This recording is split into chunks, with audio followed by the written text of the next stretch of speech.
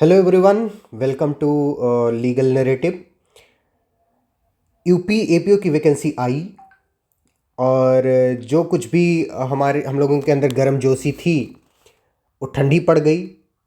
यूआर लोगों की जो सीट थी वो सिर्फ 27 सीट है, जो कि मतलब आशा किया जा रहा था कि मतलब अराउंड नहीं ज़्यादा तो 60 तो रहेगी ही रही, नहीं 60 मतलब भाई 40% तो होना चाहिए था, मतलब ये सबका मानना था। लेकिन आया कितना, 27। ये सब देखते हुए मुझको एक शेर याद आ रहा है कि ठोकरें खा के भी ना संभले तो मुसाफिर का नसीब, वरना ने तो अपना काम, अपना फर्ज निभा ही दिया। ये तो अभी एक भाई शुरुआत है। अभी ये पता नहीं कहां तक सिलसिला जाएगा, 100% तक जाएगा। आपकी सीट जीरो मतलब 2 4 10 इतनी बचेंगी, हो सकता है वो भी जीरो कर दी जाए।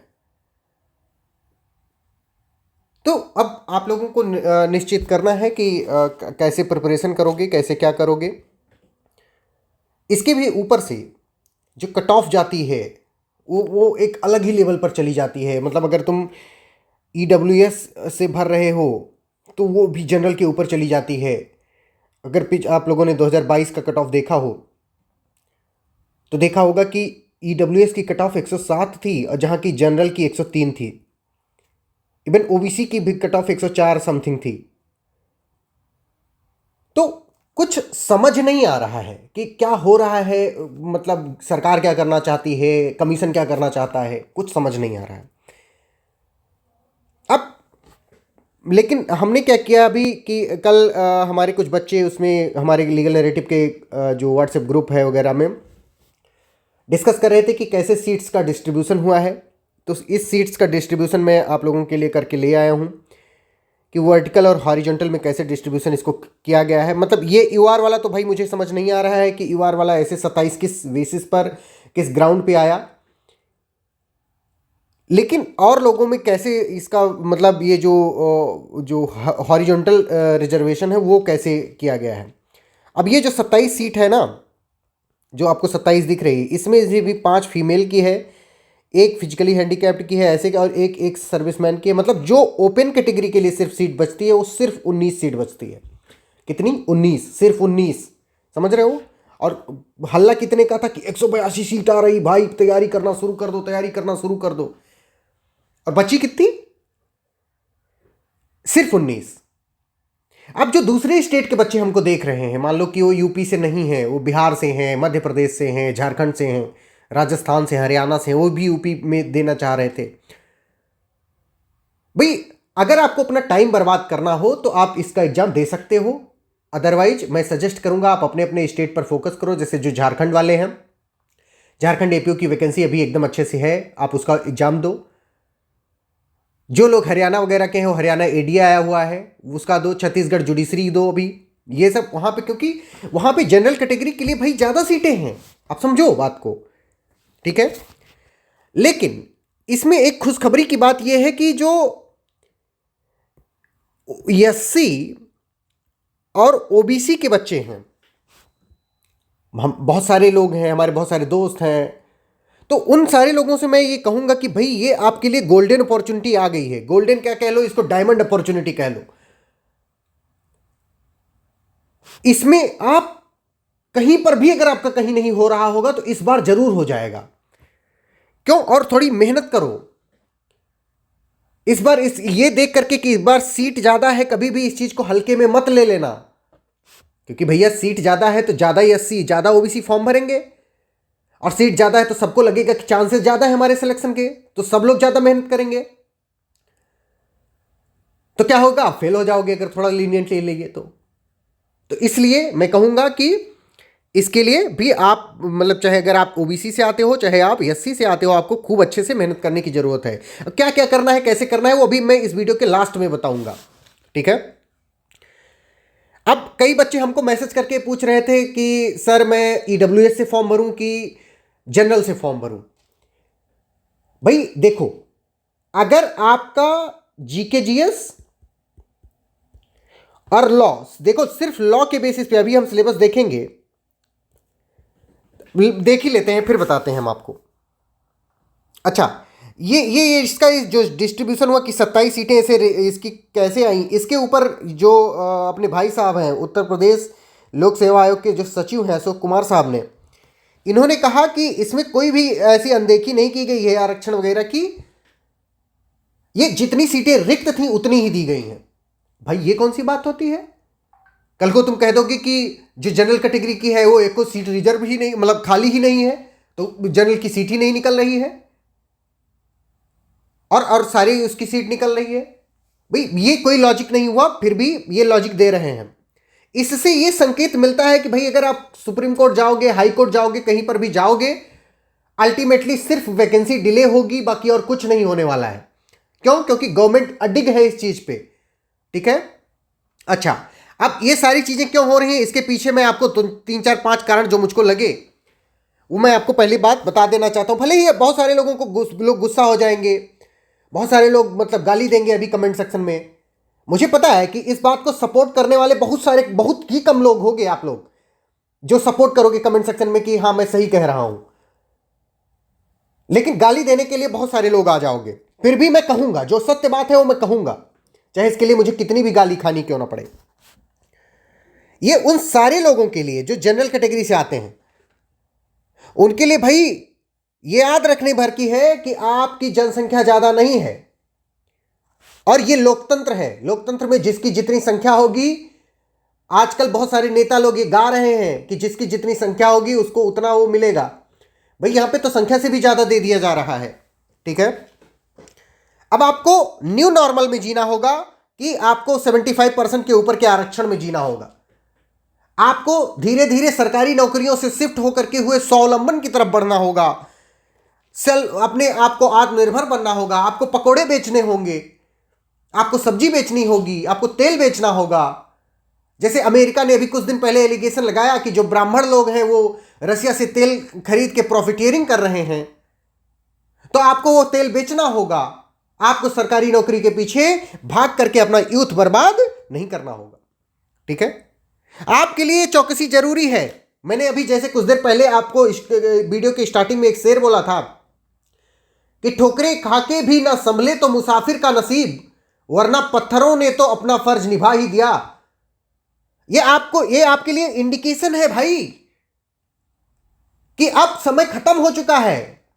अब तुम्हारा रिवर्स प्रोसिक्यूशन होगा, तुम्हारे साथ में रिवर्स एक्सक्लूजन किया जाएगा, तुमको एक्सक्लूड किया जाएगा। तुम अगर अपने स्वावलंबन अपने पैर पे नहीं खड़े होते हो तो भाई तुम्हारे पास कोई रास्ता नहीं है और तुम परेशान रहोगे, अपना यूथ बर्बाद कर लोगे, बुढ़ापे में परेशान रहोगे। ठीक है। अब ये रही बात संघर्ष की पहचान वाली। भाई संघर्ष करते रहो करते रहो करते रहो, लेकिन कितने लोगों की नौकरी लग जाएगी? सबकी तो लगेगी नहीं। तो इसलिए हमको कहीं ना कहीं ये थर्ड नंबर वाले पे फिर से लौट करके आना होगा कि हमें अपनी तरफ से संघर्ष करना होगा, हमें अपनी तरफ से चीजें बनानी होंगी, तब जाकर के कुछ हो सकेगा। ये बात शायद मुझे लगता है कि मैं आप लोगों को समझा पा रहा हूं।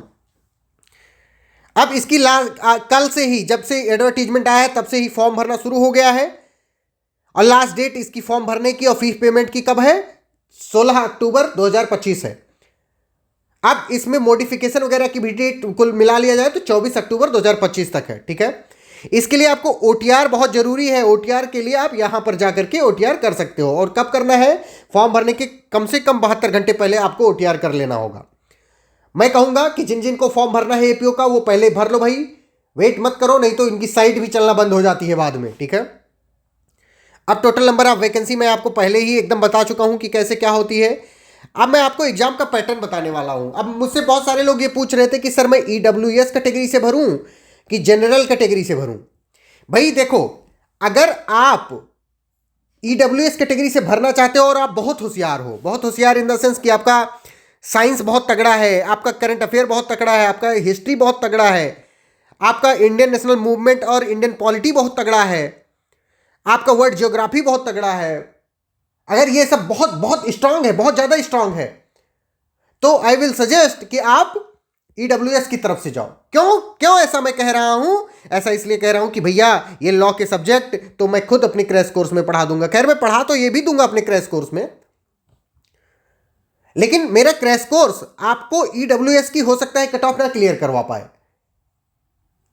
ये इसलिए कह रहा हूं क्योंकि इस बार सीट बहुत ज्यादा कम है, कंपटीशन बहुत ज्यादा है, और ईडब्ल्यूएस की कट ऑफ जनरल की कट ऑफ से मिनिमम, नहीं ज्यादा तो मिनिमम 10 नंबर ज्यादा जाएगी, 10 मार्क। भैया जब प्रीलिम्स में नहीं क्वालिफाई करोगे तो तुम घंटा मेंस दोगे, घंटा इंटरव्यू दोगे?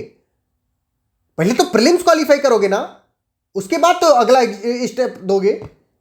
और तुमको प्रीलिम्स में ही फेल कर दिया जाएगा भाई जनरल कैटेगरी से। यानी इस बार कट ऑफ तो जानी है, मैं अभी ही कहो तो वो कर दूं, क्या कहते हैं, प्रेडिक्शन कि कट ऑफ जानी है जनरल की 120 रहेगी और ईडब्ल्यूएस की 130 रहेगी मिनिमम। ठीक है, ये इतनी कट ऑफ जानी ही जानी, 100% जानी है। अब अगर आप 150 में से आप 130 नंबर लाने के लिए सक्षम हो तो ईडब्ल्यूएस से फॉर्म भरो बाबू। नहीं तो अगर प्रीलिम्स में ही तुम फेल हो जाओगे तो तुम्हारे लिए सब बेकार हो जाएगा, ये बात याद रखना। ठीक है, अब आप लोग कोई छोटे बच्चे नहीं हो कि मैं आपको हर चीज मतलब एकदम एक्सप्लेन करूं। भले ही हो सकता है अभी आप आकर के आप कमेंट सेक्शन में गाली दो, लेकिन जो हकीकत है वो मैं बताऊंगा, चाहे आप गुस्सा ही हो जाओ। ठीक है, अब इसके लिए क्या करोगे, व्हाट नेक्स्ट? इसके लिए आप क्या कर सकते हो? आपको कुछ नहीं करना है। हम 5 अक्टूबर से 5 अक्टूबर से आपके लिए क्या लेकर के आए हैं, एक क्रैश कोर्स, जिसमें हम ये पूरा सिलेबस कवर करने वाले हैं। ये पूरा सिलेबस सब कुछ कवर करने वाले हैं, जिसका प्राइस है 1500 रुपए, 1500 रुपए ओनली। मार्केट में जाओगे आप, वैकेंसी इतनी कम है, इसके बावजूद भी लोग 12,000 रुपए, 5,000 रुपए, 10,000 रुपए, 25,000 रुपए, 30,000 रुपए, 75,000 रुपए इतना ले रहे हैं एपीओ की वैकेंसी की तैयारी करवाने के लिए। और 4-4, 5-5 महीने आपको उसकी तैयारी करवाएंगे और आपको फिर बाद में आपका प्रीलिम्स नहीं निकलेगा।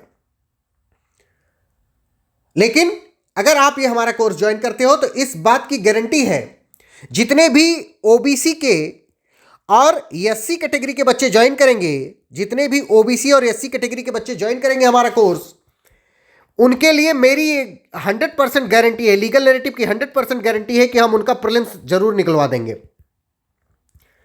प्रीलिम्स होने के बाद में हम फिर मेंस का क्रैश कोर्स लेकर के आएंगे, उसकी बात की देखी जाएगी। लेकिन हम प्रीलिम्स की 100% गारंटी लेते हैं कि जो भी बच्चा ओबीसी और एससी कैटेगरी से ज्वाइन करेगा उसका हम प्रीलिम्स निकलवा देंगे। अब जो बच्चा जनरल कैटेगरी से या ईडब्ल्यूएस कैटेगरी से ज्वाइन करता है या एसटी कैटेगरी का है, उसके लिए भाई थोड़ा तुमको अपनी तरफ से भी बहुत मेहनत करनी पड़ेगी। लेकिन एससी और ओबीसी कैटेगरी के बच्चे को अपनी तरफ से कुछ ज्यादा मेहनत करने की जरूरत नहीं है, जितना हम बता देंगे बस उतना पढ़ लोगे, आपका प्रीलिम्स निकल जाएगा।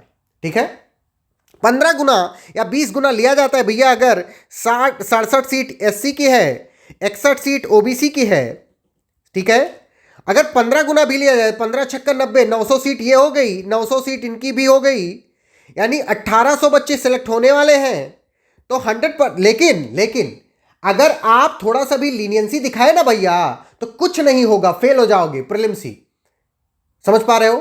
तो इसलिए अभी भी समय है, आप क्या करो, इस नंबर पर 9984848968 ये मेरा नंबर है, या 6207734309 ये राजीव रंजन सिंह जी का नंबर है। आप दोनों में से किसी भी नंबर पर व्हाट्सएप करो और इस क्रैश कोर्स में इनरोल कर लो। अगर इनरोल नहीं करोगे तो बाद में पछताओगे। अगर आप एससी या ओबीसी कैटेगरी से आते हो तो आप बाद में अपने आप को माफ नहीं कर पाओगे और बाद में सिर्फ पटकोगे कि लो, और ये वैकेंसी फिर दोबारा 5 साल बाद आने वाली है, तो 5 साल बूढ़े हो चुके होगे। ये जिंदगी हमारी कोई हजारों साल की नहीं है भैया, 70 साल मैक्सिमम है।